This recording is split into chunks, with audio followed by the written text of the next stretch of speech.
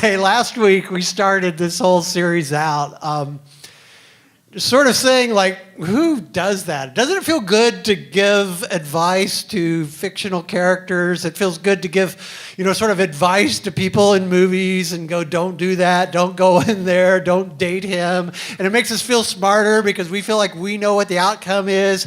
And last week, I think this is really strong. This idea that we got to give advice to people in the Bible, like usually from the Bible, I'm always like, oh, they're so much better, or oh, they seem like they know God so much more than I do, or they did the right thing and I would have done the wrong thing. But for once in Scripture, I sort of found the one story maybe where we can go, I totally wouldn't have done that. That's horrible. And so it was great doing that, but I have something this week that I honestly believe you're going to like more.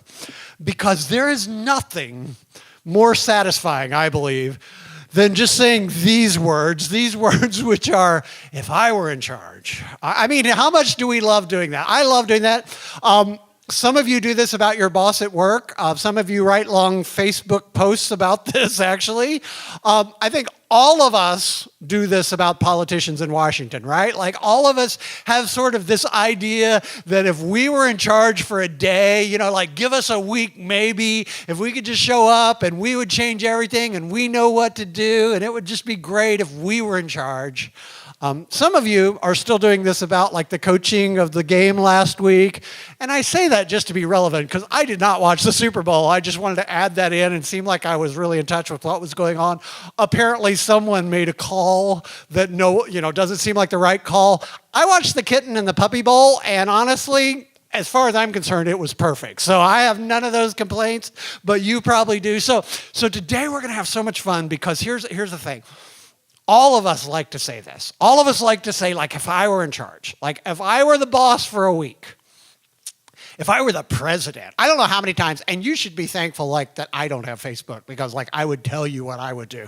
And I've, like, pontificated to my family. They're like, shut up, and everyone who will listen, so I try not to do that anymore. But, like, every one of us think, like, if we were in charge, we could fix it all.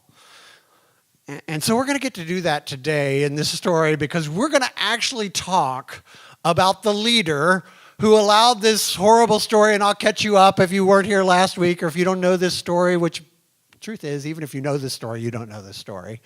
But we're going to talk about a guy named Aaron, which if your name is Aaron today, it's going to be kind of uncomfortable, but I'm not talking about you. It's me, not you. That's what I'm saying. But here's the thing about Aaron. Aaron was in charge. He was left in charge by his brother Moses. And this story that we're going to read today takes place, as Josiah said in the intro, like after the people of Israel are rescued from the Egyptians, so they're freed slaves. Like imagine hundreds of thousands. We don't know exactly how many. Guesstimates are 400,000 plus, maybe towards 1 million, we're not sure. But like a lot of people, not just like a small group, but freed slaves, people who have been slaves not just for like a week or a month or they're rescued, they have been slaves all their life. For generations, for 400 years, these people have been enslaved. And then one day, Moses comes along and God brings all these plagues and they walk out of Egypt and they see miracles happen. And you would think like they would never turn away from God because that's what we would all say. Like, who does that? We never would. And they actually saw God on a mountain in the fire and the smoke, not like his face or anything, but like they could see God at work in everything. They saw miracle after miracle after miracle. Like their food fell from the sky in the desert. Everything they ate was a miracle, but yet they totally turned away from God and built an idol because Moses, their leader, was away for 40 days. I mean, it's a story that is really hard to believe, but it's true. And so today, we're going to talk about like the leadership that allowed that to happen. I think that's a good place to start. When I read this story, and I admitted, like I was really angry with Aaron, as I read this, I'm like, who does that? And so we're just going to read the story actually from Moses and Aaron's point of view because there's a great passage that we're going to read next, which is sort of what happens after Aaron allows them and builds an idol for them. And so I'm going to start in Exodus 32:15. It says this. It says, then Moses turned and went down the mountain.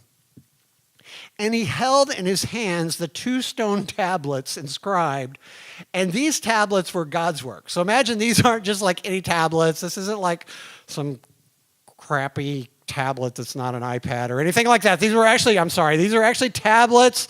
I made people mad. I'm sorry. These tablets were God's work, tablets of stone that God wrote in his own hands, and the words on them were written by God himself. And then Joshua, this is Moses' assistant, heard the boisterous noise of the people. Remember, if you were here last week, they're having a party. It's like a pit bull video going on down here around these golden calves. And he exclaimed to Moses, it sounds like war, like he's going, maybe we're being attacked. But Moses replied, no, it's not the shout of victory nor the wailing of defeat. I hear the sound of celebration. And when they came near the camp, Moses saw the calf and the dancing, and he burned with anger. Moses has a bit of a temper. If you know the story of Moses, or if you don't, let me just say, Moses got angry at an Egyptian one time and killed him and buried him in the sand and hid in the desert for 40 years with a price on his head. So Moses is not exactly the calmest guy in the world. So he burned with anger, and imagine this, he threw the stone tablets to the ground, smashing them at the foot of the mountain. And he took the calf they had made, and he burned it, and then he ground it into powder, and I'm sorry, I don't know why this is funny, but it's like, what kind of rave out is Moses having? He's so angry, he breaks God's tablets, he grinds this calf up, burns it, and puts it in the water and makes people drink it. I don't even know what makes him think of that, but it's awesome. He threw it in the water, and he makes people drink it, and then the story goes on. And basically what he says next to Aaron is, you had one job, right? Like, I left you in charge. Of all the things that I thought could go wrong, you had one job, which was not to build an idol and start a new religion while I was gone. You're my brother. Anyway, so it says finally, after he's raved out, after he's broken the tablets, after he's forced them to drink their idol, that's a power shake, I don't know. And then he turned to Aaron and he demanded, and listen to what Moses says here, because it's pretty important. He says, what did these people do to you to make you bring such terrible sin upon them? Don't get upset, my lord, Aaron replied. You yourself know how evil these people are. They said to me, and listen to Aaron's explanation, because last week we learned that Aaron totally listened to them. He's like, okay, I'll build you an idol, bring your earrings, makes an idol, crafts an idol. And then it even says last week we learned that that sort of just, he got so excited about the process. He's like, these people really dig this. Tomorrow's the celebration. He's actually the one who started the party. And then he said this, he said, you know how evil these people are. They said to me, make us gods who will lead us. We don't know what happened to this fellow Moses who brought us from the land of Egypt. So I told them, whoever has gold jewelry, take it off. And they brought it to me, and I simply threw it in the fire, and out came this calf. Likely story. And then it says this. It says, Moses saw that Aaron had let the people get completely out of control, you think? Much to the amusement of their enemies. So, a couple of things to point out. First of all, Aaron completely throws the people under the bus. Now, I have to say this, and this is going to kind of lead into next week. This week we're going to talk about the leadership that got them to build an idol. But you notice that Moses says, what did these people do that caused you to do this? And Aaron said, you know how wicked these people are. And Moses didn't go, no, they're perfectly, no. Here's the deal. The people were wicked. And next week, just let me give you a little preview, because you like to say this too. I say this all the time, and next week, we're going to have fun saying these words. What is wrong with people? Do you say that? I say that all the time. I can't get on Reddit for 2 minutes and not go, what is wrong with... Anyway, that's next week. But that's basically what Moses is saying. These people are horrible. And here's just an example of how horrible these people are. I'm not going to lie. They got out... This is at least a couple months out of Egypt. They got out of Egypt for days, and they almost killed Moses and Aaron. They were planning to stone Moses and Aaron because they were like, hey, nobody packed any water or food. Well, I don't know. You guys came with us, So it's they knew, as far as Aaron, and this is not making an excuse because Aaron completely throws the people on the bus. But honestly, they had to be a little frightened of the people. Honestly, there's hundreds of thousands of them. They're angry. When they got hungry, they almost stoned them. When they ran out of water, they almost killed them. So this isn't a situation like the people were perfect, Aaron did this. There's plenty of blame, plenty of sin to go around here. But notice, Aaron throws the people under the bus, excuse number one. It's the people's fault. And excuse number two is, and have you ever said this to your parents? I have. I don't know what happened, right? Like, all I did is open the door and a couple friends came over, blah, blah, blah, there was a party. Like, that is what Aaron basically says. Like, I merely threw some earrings in a fire and this popped out. You know, which is not true, but it's kind of true in the sense that, isn't it true that, like, this stuff does just happen? Like, you don't have to plan very hard for bad things to happen. Like, for all of you who have screwed things up, as I have in my life, like, you get the new car for your 16th birthday. Actually, James said in his sermon the other day, that was just kind of interesting, a few months ago, he was talking about how he got the amazing car and wrecked it soon after. Like, that's not hard. You don't have to plan for that. You know, like, all of us can pull that off. I remember, like, I got my license and 2 weeks later ran my dad's car off the road into a tree. You know, like, going from a party I wasn't supposed to be at with a girl that I knew nothing about because I was, quote, at a basketball game, even though I have never seen a basketball game in my life and they think I've seen thousands. You know, like, we don't have to plan for that. All of us can do that, right? Hope my parents don't listen to this. I really do. No, but here's the thing, like, that's true. Like, he didn't just throw it in the fire, but it's amazing, like, how easily bad stuff like this happens. So let's just say it, all right? Like, this is the fun part. Like, if I were in charge, you know, you can easily feel better than Aaron. Like, and here's the thing we say about leaders all the time, like, if I were in charge, I would at least take responsibility for this happening, right? Wouldn't you say, like, don't blame the people? Don't you hate when leaders do that? Is anyone else tired, and this is just like a therapy session for me, but, like, is anyone else tired of the apology that's not an apology? Like, I'm sorry I did that because you caused me to, or because circumstances happened, or because I misspoke, or misremembered, or misforgot, or, you know, like, I don't even know these words people are using anymore. Like, that's not an apology, I know, and that's the thing. Like, wouldn't you say, if I were in charge, at least I'd really, like, come clean? If I were in charge, let's just say it. Like, wouldn't you say, like, if I were in charge, do the right thing, not the popular thing? You know, like, Aaron totally gave in. He knew this wasn't right. Like, he knew his brother Moses is on the mountain with God, and he's like, we could probably build an idol now, you know. And if I were in charge, like, just say it with me, because you think this when you look at the president and you look at Congress and you just go, think long term, not just for, like, whatever is popular this week. Like, you know, and it's so easy to go, if I were in charge, I wouldn't just do what people want immediately, even though it's going to hurt them in the long term. Like, do the right thing. We've all had that rave out, you know, and it's like, oh man, but here's the thing. Moses and Aaron were in charge, and he left Aaron in charge, his brother, and it totally blew up, right? And for this week at least, let's totally blame leadership, because I do believe leadership matters. Like, if you're in charge and it blows up, I don't believe you can just say, hey, it's the people's fault, or hey, it was circumstances. No, I mean, that's the point of being in charge, right? But here's the thing, somebody had to be in charge. You know, it's like, these were a group of hundreds of thousands of freed slaves in a desert. You know, it's like, anarchy is not an option at that point, right? Because they had to protect themselves somehow. They had to gather food and water. If you've watched a season of Survivor, you know, that is this thing with hundreds of thousands of people. Like, there's leadership needed. It's not a matter of, like, oh, they should have just gone their own way. They would have died without leadership, but yet leadership completely drove this bus over the cliff. So what's the option? You know, it's easy to sit back, and I love to say, like, if I were in charge, but what would you do? I mean, what's the right answer? You know, there's answers, but what's the right answer when you look at this? And I was thinking, like, of different possibilities for this scenario. This is America, and so we like to talk about democracy, right? So let's talk about that. Like, what if we had democracy and, like, everybody was in charge? Basically, that's what that is. And leaders love to talk about that. But, like, everyone's in charge. Let's vote on. They voted to build the idol. Are we clear on that? Like, I don't think, as much as we love democracy in America and go, oh, that's the answer, they voted to build the idol.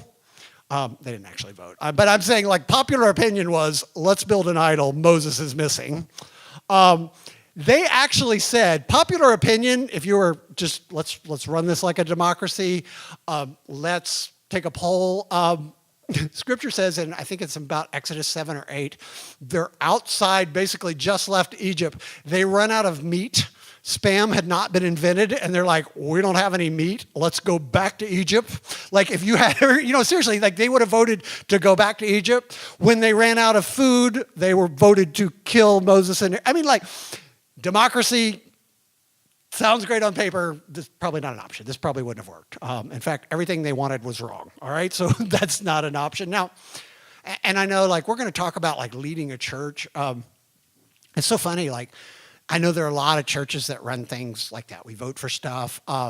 If you're from another church, you're probably like, wow, we started a building and we didn't vote on it. That's weird. I had one of the reporters that talked to me said, how did the congregational vote go on this? And I was like, we vote every week. And he was like, what? He was like, and I said, people vote with their feet and with their wallets. Like, if they don't come, this doesn't happen. And if they don't provide the money, it won't happen. And so people vote every week, but we don't, like, vote over everything. So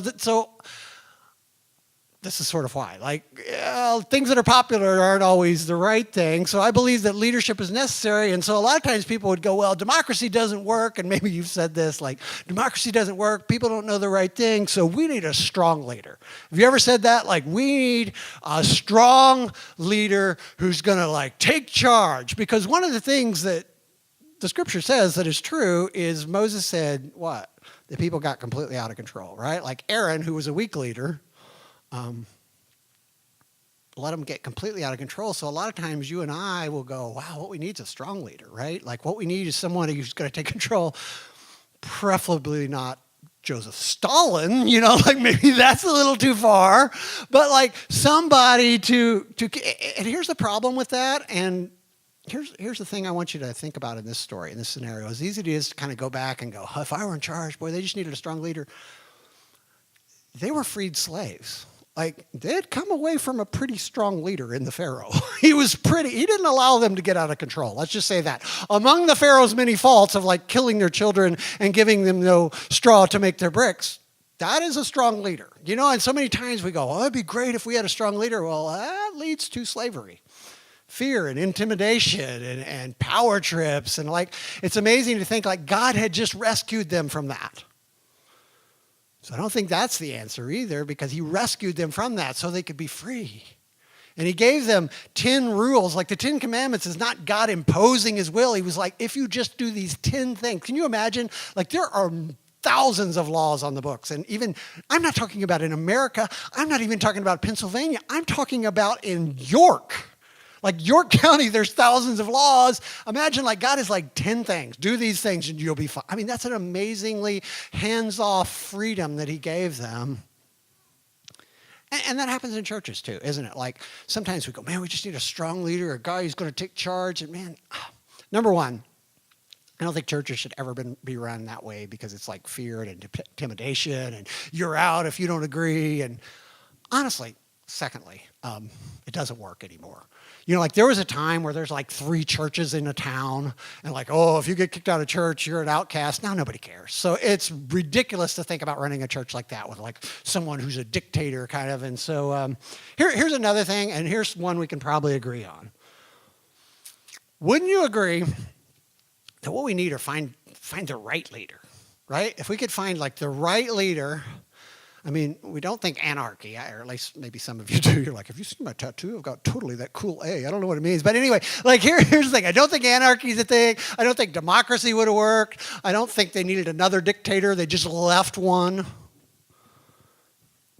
And let's be honest, like, you and I put a lot of stock in finding the right leader. In fact, I hate to tell you, but we're going to spend the next 2 years arguing about this. Hey, that's going to be fun, isn't it? There's going to be billions and billions of dollars spent arguing back and forth. No, this is the right leader. No, this is the right leader. Some of you, and like, here's the thing I love about Action Church is we have all sorts of parties. We have like people in the hemp party in Action Church. I don't even think it's a real party. I just think they like hemp. But here's the thing, like, there's going to be argument over argument after argument, like, we got to find the right leader, and this my guy's the right leader, and this is the right leader. Here, I just want to read you something, if that's your deal. Like, the problem with this story is that Aaron was the wrong leader, clearly the wrong leader. I want to read you something from Exodus chapter 4. This is the initial conversation God had with Moses at the burning bush. Excuse me, and this is God speaking. He says this in verse 12, "Now go, I will be with you as you speak, and I will instruct you in what to say." But Moses again pleaded, "Lord, please send anyone else." I like that, not just send someone else, send anyone else. I don't want to lead these people. And then the Lord became angry with Moses. "All right," he said, "what about your brother Aaron, the Levite? I know he speaks well, and look, he's on the way to meet you now." God had already provided for this. "He will be delighted to see you. Talk to him, put the words in his mouth. I will be with both of you as you speak. I will instruct you both in what to do. Aaron will be your spokesman to the people. He will be your mouthpiece, and you will stand in the place of God for him." Isn't this amazing? Like, if you think what they needed was the right leader, I don't know, God picked him. You got a better idea than that? I don't. Isn't it amazing? Like, you think like, well, clearly this ran totally amok, so what they needed is better leadership. And let me just stop you if you're thinking this, because a lot of people have thought like, well, the problem is that Moses left Aaron in charge. Now, number one, God said he would be with both of them, not just Moses. But Moses honestly really made a lot of mistakes as a leader too. Like Moses, here's a Moses plan. Moses actually leaves Egypt, brings all the people with him, and then obviously they're freed slaves, they're out in the desert, they don't have anything, there's lots of arguments, they need a court system, which they don't have, and Moses' plan is, every one of you has to come talk to me about everything. Moses is like the ultimate control freak. In fact, Jethro, his father-in-law, comes to visit, and he realizes that all that Moses does is sits outside the camp and decides every single decision, and his father-in-law is named Jethro, and he's smarter than Moses, which that rarely happens, I will say, from my experience. A guy named Jethro tells Moses, this is a bad idea, and he was right. Like Moses then like, oh, well, I guess I should have other judges and other leaders and not just have everybody ask me everything. I mean, it's just amazing to think, like Moses made lots of mistakes. Moses is the one that God told him to speak to the rock and tell people, hey, I'm going to provide you water. And he got angry once again and struck it. And that's why Moses never even made it into the promised land, because he ticked God off so bad. I mean, it's like Moses made mistake after mistake, and he left Aaron in charge. And here's the thing, like we spend all this time looking for the right leaders. But if you're going for a right leader, I can't think of a better leader than the ones God picks. And God promised to give them the words and the things to do.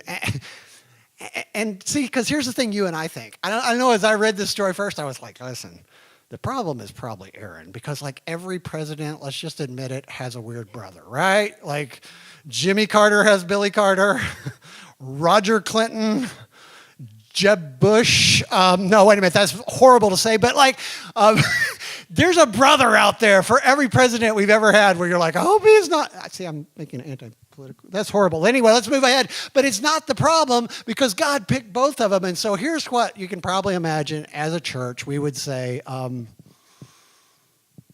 we really need is leaders who hear from God, right?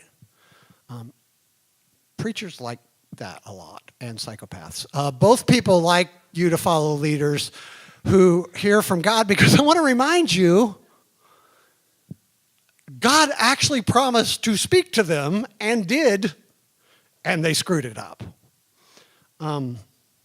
Moses' face would glow after he would talk to God so much that he had to wear some like weird burqa thing because he was freaking everyone out. Because, I mean, he talked to God and they screwed it up.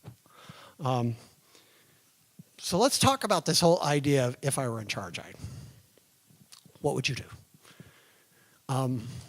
See, if we stop right here, it's pretty hopeless, isn't it? Because the truth is, like, all of us have some plan, some idea, like, of how we could get good leadership, right? Like, if we just vote on, democracy, I trust the people, or we need a strong leader, or if I can just find the right leader, like my guy, he's the right guy. Or even this idea, which sounds really biblical and really smart, like if we could just get a leader who hears from God, that's a terrible idea.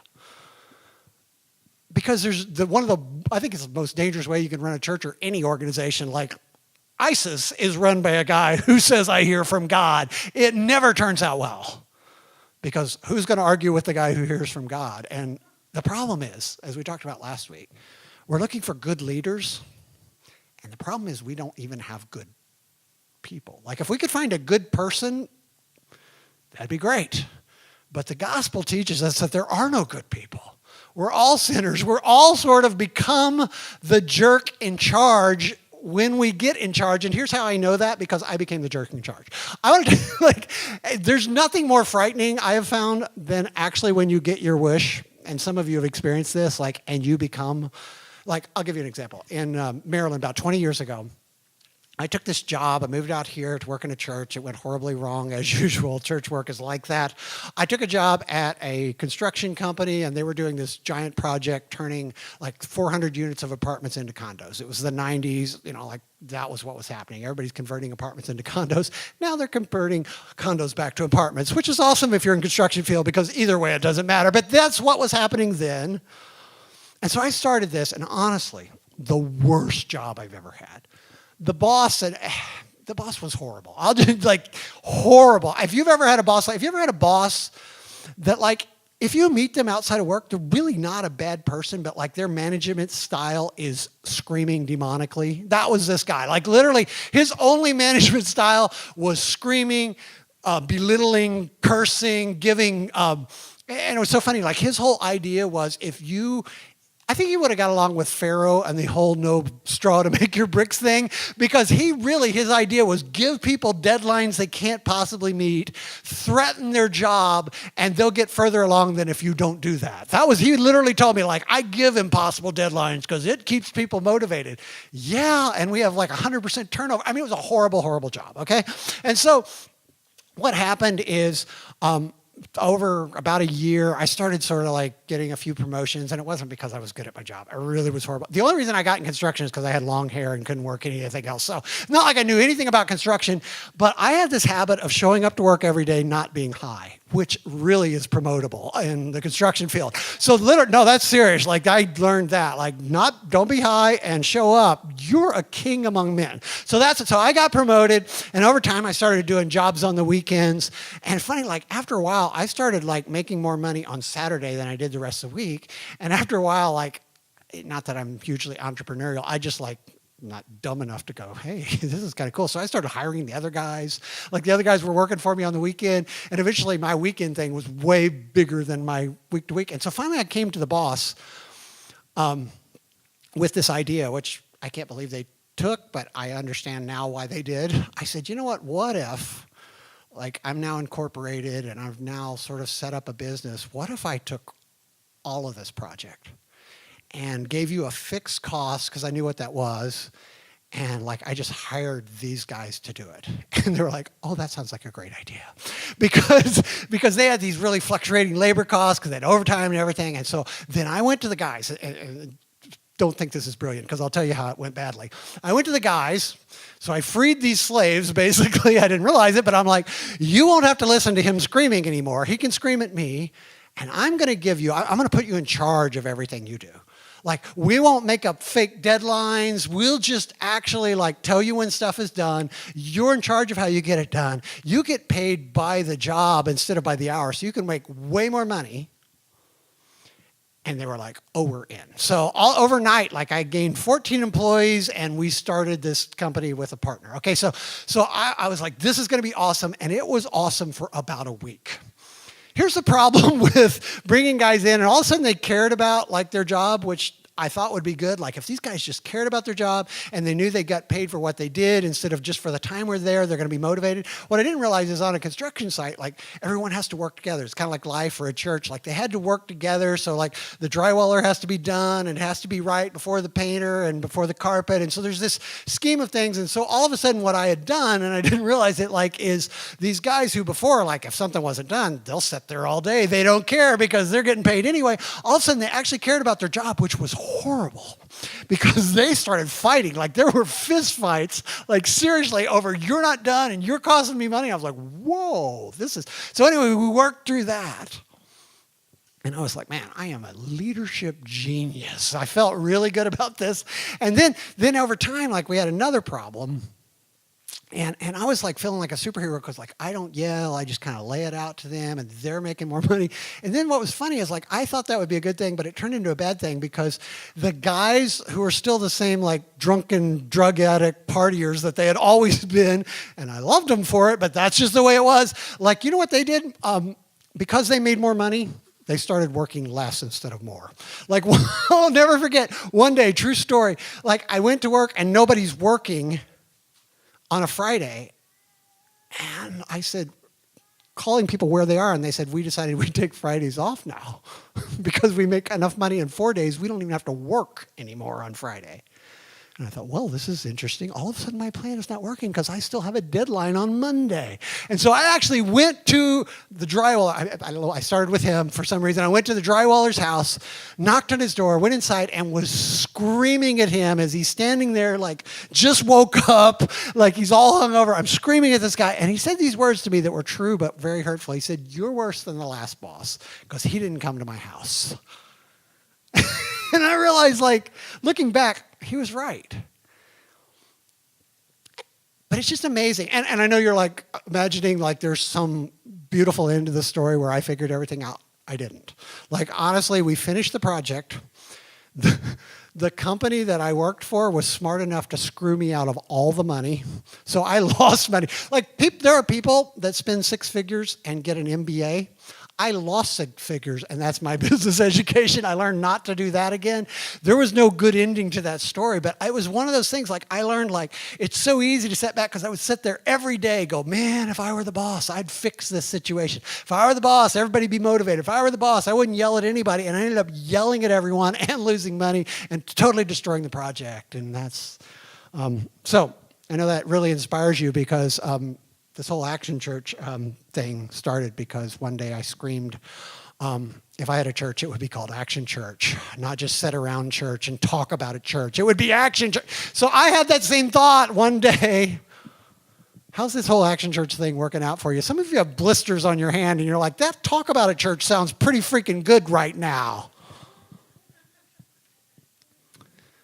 So here's what I've come up with as the answer, that no one be in charge of anything. In fact, I told Jason this the other day. Jason's our project manager, and one of the greatest things I've seen in my life is, like, I've known Jason since he was 15, when he was dating Michelle. Like, I honestly, like, I've seen them grow up. I got to baptize them last year at the park, and I honestly couldn't be happier that, like, this young man who grew up now is in charge of this whole area. Like, he's heading up this whole project of over in North York, turning this club into a church and just doing a fabulous job. And so he had this plan. I remember, like, we were sitting at this table the other day and he's got this whole plan. Like, I'm putting this guy in charge of this and this guy in charge of this and this lady in charge of this. And I got like, and I said, don't put anybody in charge of anything. Everything will go wrong. Like, I know that one thing, like, you can't put any, and I know he was shocked because he's like, you've heard hundreds of my sermon, he's heard thousands. Like, every time I came to my house, did I not preach to you over the years, like, this is what I would do if I were in charge? Like, poor kid, he like heard 1,000 of my sermons before I even preached. And I was like, you can't put anybody in charge of anything. I'm like, dude, I've had to fire volunteers when I put them in charge of stuff, like bunches of volunteers. And do you know how awkward that is? It's like a Seinfeld episode. Like when they fire Kramer, like, I don't even work here. That's what makes this so awkward. Like, you can't put people in charge of anything, because when you put people in charge of anything, they fight and they fail and they build kingdoms and there's friction and it's like so awkward and like it never works. I'm like, don't put anybody in charge of anything. And instead, here's what we believe here. Like, nobody's in charge of anything, but see, I think everyone could be responsible for something. So if you come to me and go, man, I want to be in charge of this area, I'm going to say, oh, man, I'm so excited. But you can't be in charge. I can't be in charge. But you can be responsible for it if you really want to. And it'll be harder than you think. But here's the thing. And you might think that's just words, and you might think it's a little difference. It's a huge difference. See, because when I'm responsible for things, I do things differently. Think about this, like Aaron was in charge. So he did what the people wanted instead of what was good for them. Imagine if he would have understood, no, you're not in charge, you're responsible for these people. Do you think he really would have built the idol had he understood that he was responsible? No excuse would be accepted. And see, it changes us. It really does. It changes us so much because I realize we've got all these different leaders and all these, and I love the fact I'm just seeing leader after leader after leader. We have dozens of new leaders. People are stepping up and they're like, I'll take care of this. I'll be responsible for this. And you know what? It's amazing because when we learn, and this is what I would just want to remind you, and we're gonna move forward in this, we're not in charge of something, we're responsible because it changes us. You know what? It changes the way we interact with each other. I'll give you an example because I'm the biggest jerk in charge of all time. You do not want me in charge of anything. I have been wrong already about 37 things in the new building. I'm like, we got to do this. And then somebody will come to me and go, you realize that's a very terrible idea. Now here's the deal. I'm not a good person. I told you that last week. If I'm in charge of this deal, I'm going to fight to the death to prove I'm right. All right? Just know that about me. I will argue even when I know I'm wrong. But see, if I'm responsible, there's nothing better than being wrong when you're responsible. That big wall that we're going to see later, we took out this whole area that I was like, we can't do it yet. It's too expensive. It's already gone. I was totally wrong about that. And because of that, we have double the space in our lounge area because I was wrong about that. And I love, love, love being wrong because I'm not in charge. I'm responsible for making sure this happens. And Jason's responsible for the project. And Josiah, and it goes on and on and on and on and on. And here's the thing, I know you're going, well, that's strange, or it is. I've got the t-shirt on. It's literally, among you, it will be different. So I know that sounds weird, I don't know, that's not the way it works at my work. That's not the way it works at my old church. Is that possible, Don? Is that some weird, it's what Jesus said. We didn't invent this. And here's one last thing I want to leave you with. Don't be surprised when there is conflict when we have new leaders. Don't be surprised in a project like this when there is conflict. And many of you go, oh, but if we were just loving enough, or we were just Christians, or we were a good church. No. And I'm not even saying this because there is conflict. I'm just telling you there will be. As we grow, as we get more leaders, there will be. And the reason why I know that is because there was a guy named Jesus, and he only had 12 leaders, and they fought. In fact, this scripture that we love so much that we made a t-shirt about says this. It says, when the 10 other disciples heard what James and John had asked, and you know what they had asked? I think you should put us in charge, Jesus. We're the best too. 2 out of 12 decided they were in charge. They were indignant. And Jesus called them over together and said, now this is so true. Jesus is so brilliant. You know that the rulers in this world lord it over their people, and officials flaunt their authority. Isn't this what bugs you about the people in Washington? Isn't this what bugs you about that jerk at work? Isn't that what bugs you about? It's they flaunt their authority over those under them, but among you it will be different. And Jesus said, whoever wants to be a leader among you must be your servant, and whoever wants to be first among you must become your slave. For even the Son of Man did not come to be served, but to serve others and to give his life as a ransom for many. I want the band to come back up here, but I want to leave you with this idea.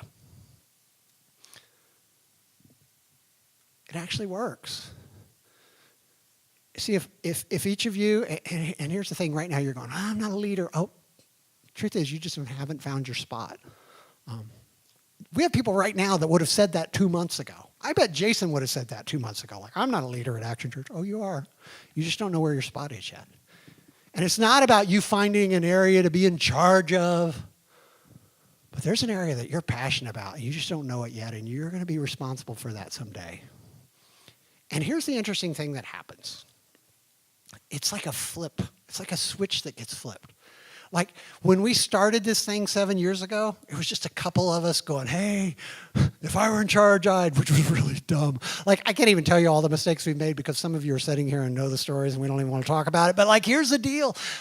We were like, hey, we've got this idea, and if you'll just come help us, we'll do it. Which was such a dumb idea.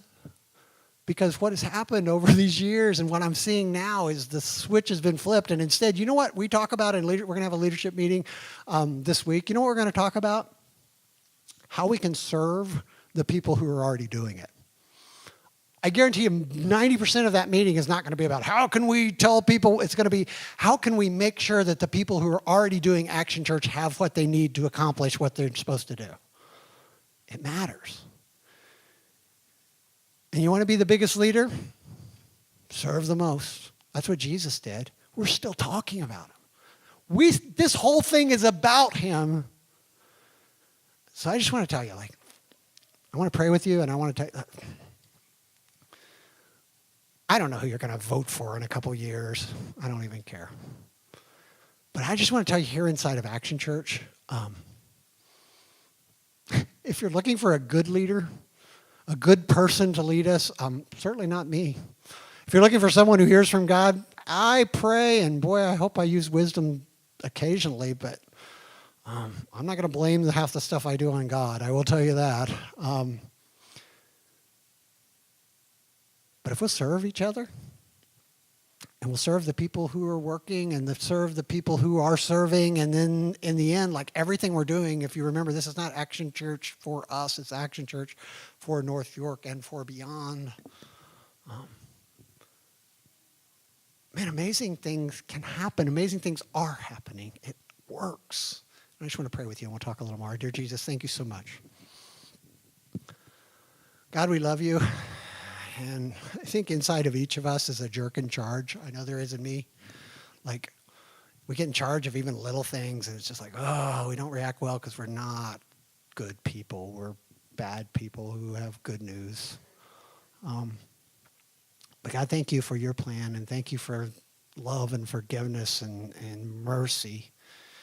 And God, I just thank you today because this works, because I'm seeing it work. Not because it's theoretical or, that might work in the future. God, I've seen it work, and I just want to give you all the credit for leading us and guiding us. In your name we pray. Amen.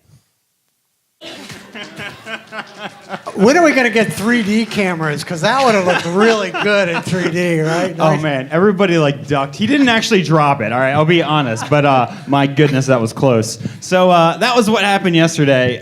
It was awesome. I put a couple pictures in here. That looks amazing. This is the front welcome. We painted it, and it just looks so much better. And this is going to be a future kids area here, and the VIP rooms that he was talking about, we took out over here on the left. So that's the lounge that's kind of opened up. That's going to be awesome. Darren and his crew were in cleaning up the stage, cleaning all that up. Amazing how that box looks now. It's going to be so great. Got rid of those curtains, and then finally, the last kids area, we got all the glass out of there. I don't know why we didn't want glass and mirrors in our kids area. It seems because really kids will just stare into it the whole time. That's or it'll shatter all over them. Yeah, probably. Yeah, so. It was a great day. I think you got an update there. Yeah, I was just thinking, from contracting point of view, I deal with contractors all day. Just to kind of look at what's accomplished so far. I think we spent about $2,000 in dumpsters and supplies. We're probably just ballparking $15,000 if we would have had to pay to have it done, but because of you, it's that has already happened, and it would have taken much longer too. I have a quick update from Jason. He sent over to me. What we're going to do is those were the big all play, everybody's invited. He's going to take signups out at the table for specific projects. Now, he has a couple of people on the wish list that he's looking for. He's looking for people to do priming. We need electrical work. If you're a framer or know a framer, we are looking for you. There's a little bit of cleanup and demo left, not much, and we need people who can do small plumbing. So check in with Jason out at the table, and what's going to transition is instead of hey, you need to be there every weekend, so don't feel that's my Saturday, because we're going to sort of allow people that are skilled or interested in a certain week to make reservations for that. Yeah. So the project's going to get smaller, but it's going to go back together now, which is exciting. I think also it's not just going to be Saturday. We're going to be able to send some people, small teams over during the night or whatever. Check in with Jason at the table. Yeah. So again, I know we're a little bit for time. You already, but I know. I had one question. So I didn't get. It sounded to me that you said you never talk to God and it's our wisdom. That's what I heard. That's and awesome. You're responsible. No, so thanks for redirecting that. I'm 'Cause sorry. No, what I mean by that, anyway, if I can maybe approach the bench, Your Honor, is I pray all the time. I just don't want you to ever think, like, just because I go, hey, this is the way, this is going to be a great idea, that means I've heard from God and nothing's going to go wrong, because that's not the way it works at all. In fact, I will say this. Everything that I would promise you that, I've prayed up and I'm ready to do this and like it's going to be a great idea has been the worst thing we've ever done. Like starting at Fat Daddy's was, you have to admit, a terrible idea, but I really felt like it was the right thing and it turned out to be. So I just want you to understand, like, I'm not Moses and I'm not hearing from God. God doesn't speak to me and give you instructions. And the problem with that is if you believed that, we could really get in trouble. That's really dangerous because then you got to understand I'm a bad person with very good news, and I'm going to pray as much as I can because I don't know anything else. So, All right. great reading. I feel better about that. Sorry, I was sitting back there and I was a little confused. So if you have any questions or comments or want to redirect more, you can fill out a card and ask questions, or you can email us. And we have action groups that meet during the week, small groups. So if you're interested in any of them, you can fill out a card, get more information. Marion can hook you up with that. And we ask this every week that you invite, invest, and get involved. And you kind of said that during the sermon, but like you guys make this happen every week. You invite your friends, you invest your money, and you get blisters on your hands. Speaking of, you said that I had like artist hands. I said you had soft artist hands. And I wanted to prove you wrong, and I got a blister for it. Actually, that proves my point. Yeah, so anyway, we should. All right, I'll pray for us, and we'll get out of here. Dear Heavenly Father, I just thank you for just the wonderful wisdom in this, and I pray that like among us and among our people and just among this our community here, that we are different. And I thank you just for these words of Jesus, and I thank you that I can be a part of this place that loves you and love others and does something about it in their community. In your name, amen. See you guys next week. This place about to blow.